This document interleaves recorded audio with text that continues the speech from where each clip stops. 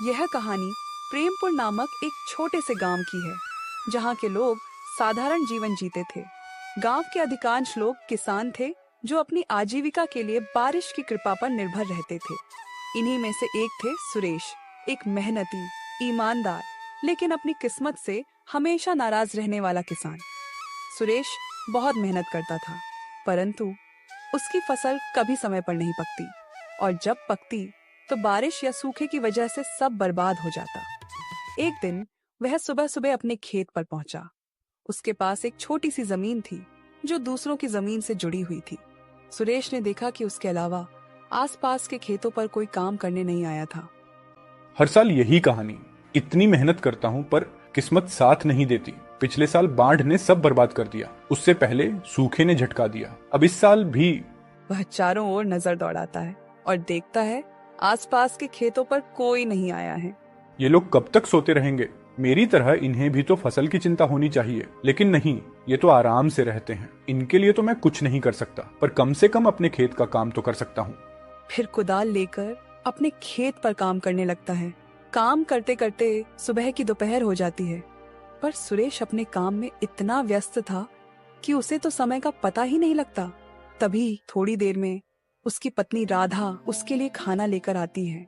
सुरेश राधा के साथ खेतों के पास वाले पेड़ के नीचे बैठकर खाना खाने लगता है।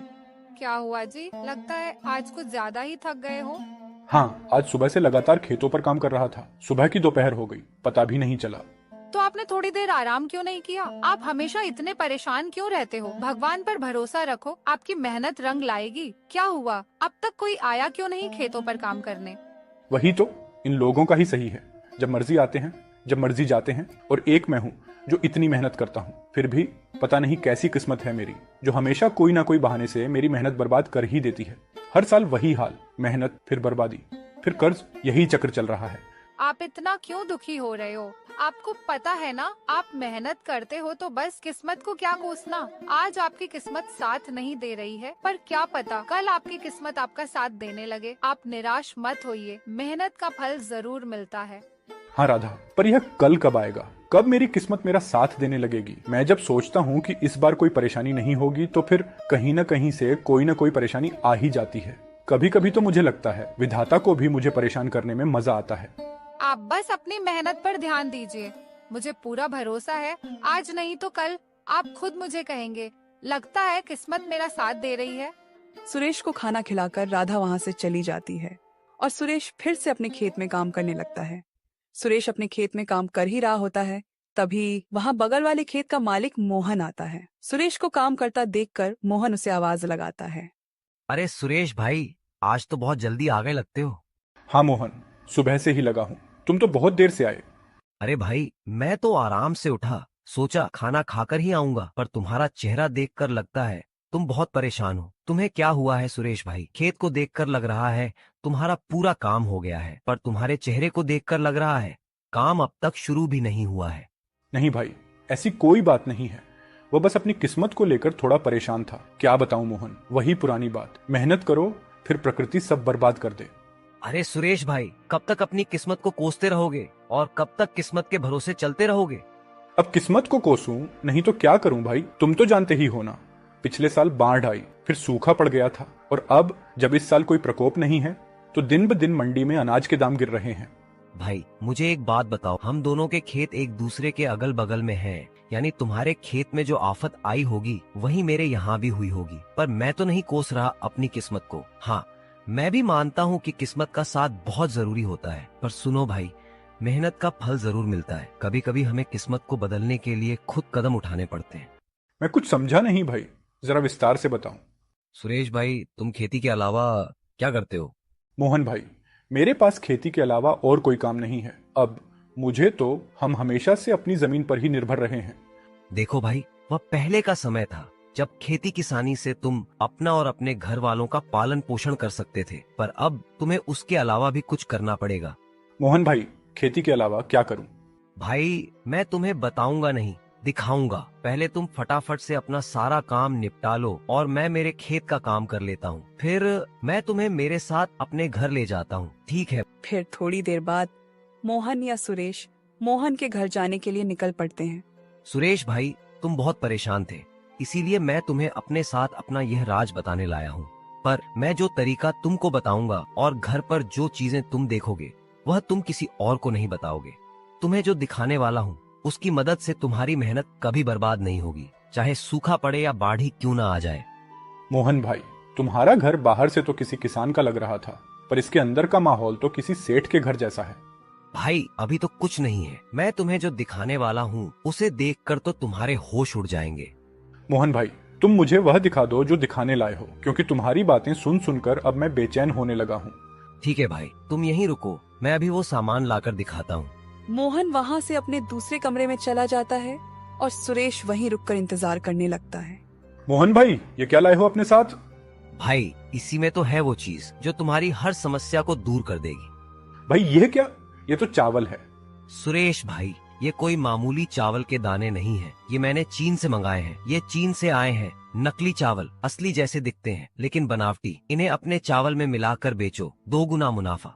मैं कुछ समझा नहीं भाई, तुमने चावल के दाने चीन से क्यों मंगाए, और यह चीन के चावल मेरी किस प्रकार मदद कर सकते हैं भाई? मैंने जैसे कहा था, ये कोई मामूली चावल नहीं है। ये जो तुम मेरे घर पर साज सामान देख रहे हो सब इसके बदौलत ही आया है। जैसे कि हर बार हमारी फसल किसी न किसी कारण से बर्बाद हो जाती है तो मैं क्या करता हूँ, बची कुची फसल में इसे मिलाकर बेच देता हूँ। इससे मेरा बहुत मुनाफा होता है। मोहन भाई, ये चावल के दाने हमारे चावल के दानों से अलग है। हाँ भाई, क्योंकि ये चावल उगाए नहीं बनाए जाते हैं। ये चावल नकली है, पर इसको अगर हम दूसरे चावल में मिला दें तो किसी को पता नहीं चलता कि ये नकली चावल है, और इसे बेचकर मुनाफा भी तगड़ा होता है। भाई पर यह तो गलत है। ऐसे नकली चावल कोई व्यक्ति खाएगा तो उसकी तबीयत खराब हो सकती है। ये तो लोगों के स्वास्थ्य के साथ खिलवाड़ है। हमें क्या, हमारा तो फायदा हो रहा है। जब हमारी फसल बर्बाद होती है तो कोई हमारा नुकसान नहीं पूछता। हमें तो इसे बेचकर मुनाफा मिलेगा, हम उसमें खुश। हम दूसरों की क्यों सोचें? जब हमारी फसल खराब हो जाती है, हमारे घर वाले भूखे मरते हैं, तो कोई पूछने आता है क्या? तो हम क्यों दूसरों की सोचकर अपना नुकसान कराएं? नहीं भाई, यह गलत है। मैं अपने फायदे के लिए किसी की जान से नहीं खेल सकता। भले ही मैं कितनी भी तकलीफ में क्यों ना रहूं, पर मैं किसी और की जान के साथ खिलवाड़ नहीं कर सकता। नहीं मोहन, मैं ऐसा नहीं कर सकता। मैं अपने ईमान से नहीं खेलूंगा। सुरेश भाई, एक बार फिर सोच लो। ये चावल तुम्हें बहुत अमीर बना सकते हैं, और तो और इनके होते हुए तुम्हें अपनी फसल की ज्यादा चिंता भी नहीं करनी होगी। जितना भी हुआ बाकी। चलते चलते सुरेश परेशान हालत में एक पेड़ के नीचे आकर बैठ जाता है। अब क्या करूं? मैं अपने नसीब को कोसूं या नहीं? कुछ देर पहले तक लग रहा था कि मुझे कोई नई राह मिल जाएगी जो मेरी किस्मत को बदल देगी, पर आखिर हुआ वही। फिर मेरी किस्मत दगा दे गई। अब मैं क्या करूं? आखिर कब तक इस किस्मत को कोस कर काम चलाऊंगा? तभी वहाँ पास से एक पंडित जी गुजर रहे होते हैं और सुरेश को इतना परेशान देखकर उसके पास चले जाते हैं। क्या हुआ बेटा, इतने परेशान क्यों हो? नहीं पंडित जी, कोई परेशानी नहीं है। देखो बेटा, मुझसे छुपाकर क्या करोगे? तुम बहुत परेशान हो। कोई तकलीफ है तो मुझे बताओ, शायद मैं तुम्हारी कोई मदद कर सकूं। क्या सोच रहे हो बेटा? बोलो, क्या परेशानी है? एक परेशानी तो है पंडित जी।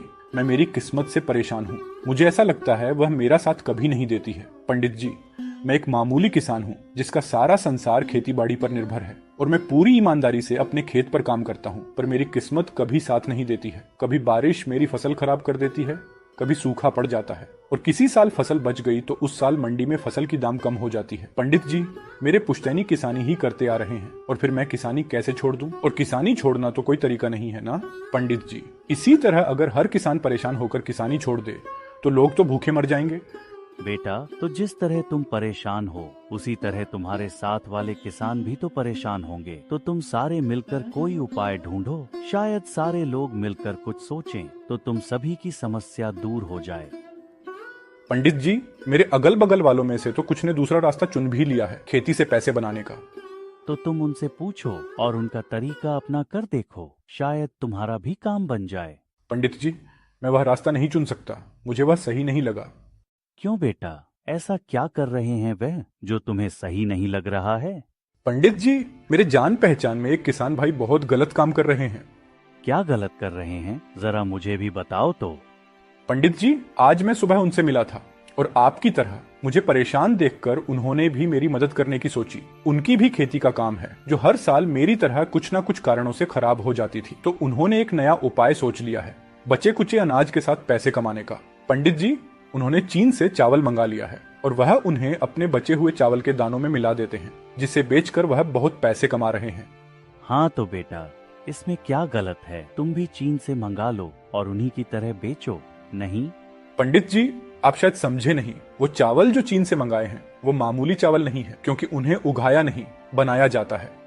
क्या कहा बेटा? चावल जिन्हें उगाया नहीं बनाया गया है, यानी वह नकली चावल है? हाँ पंडित जी, वह चावल नकली होते हैं और उन्हें अगर अपने चावल के दानों में मिला दो तो पता ही नहीं चलता कि नकली कौन सा है और असली कौन सा। पंडित जी, इसीलिए तो मैंने वो रास्ता नहीं चुना, क्योंकि मैं अपने फायदे के लिए किसी की जान नहीं ले सकता, भले ही इसके लिए मुझे और कितना भी परेशान क्यों ना होना पड़े।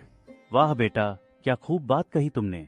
तुमने अच्छा किया वह रास्ता नहीं चुनकर, क्योंकि अभी तो तुम्हें शायद फायदा हो भी जाता, पर बाद में तुम्हें तुम्हारी गलतियों पर पछताना पड़ता। हाँ बेटा, हमारी गलतियों की सजा कभी कभी हमारे परिजनों को भी भुगतनी पड़ती है। बेटा, तुमने सही फैसला लिया, नेकी का फल जरूर मिलता है। पंडित जी, अब आप ही बताइए, आखिर मैं क्या करूं? मेरी किस्मत के तारे में कैसे सुधार आए? आखिर मेरा भी परिवार है, मुझे उनका भी तो सोचना पड़ेगा।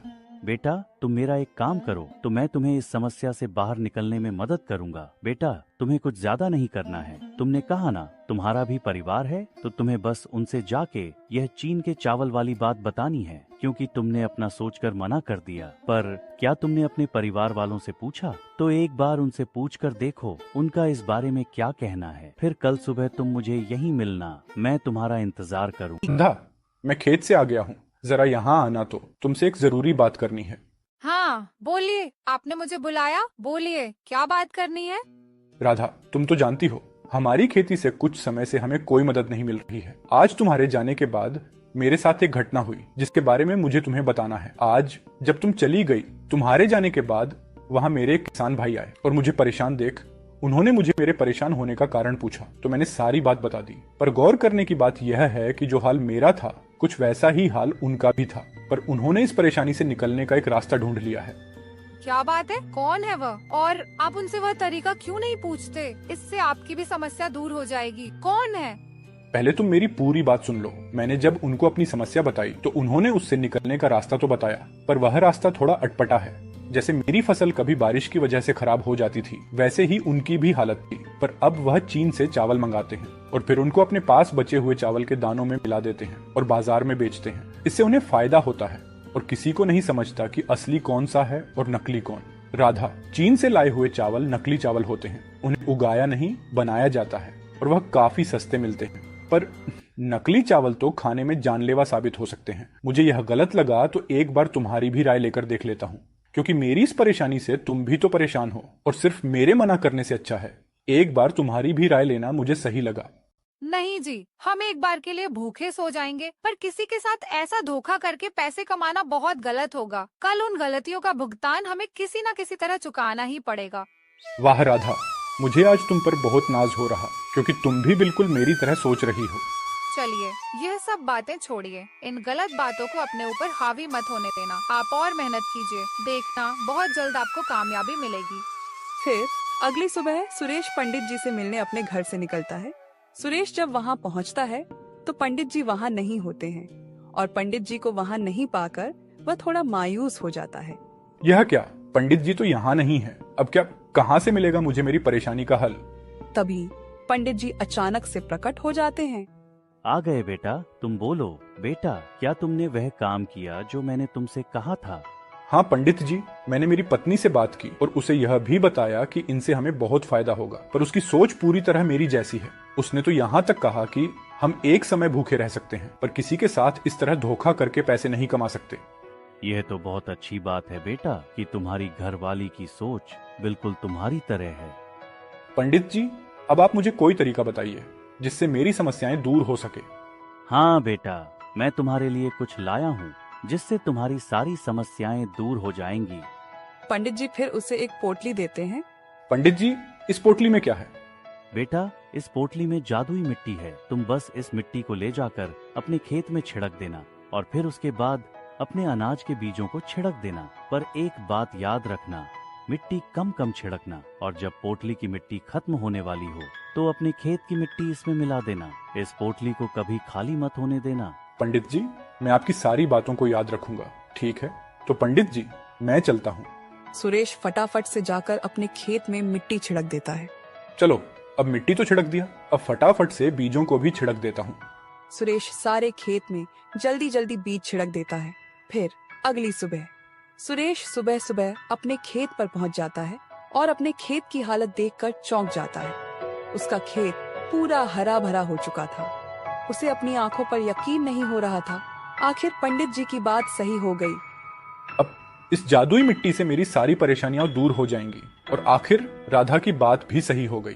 अब किस्मत भी मेरा साथ देगी। दोस्तों, इस तरह सुरेश और राधा की नेक दिली ने उनकी बदकिस्मती को बदल दिया और अब उन्हें अपनी किस्मत को कोसना नहीं पड़ा।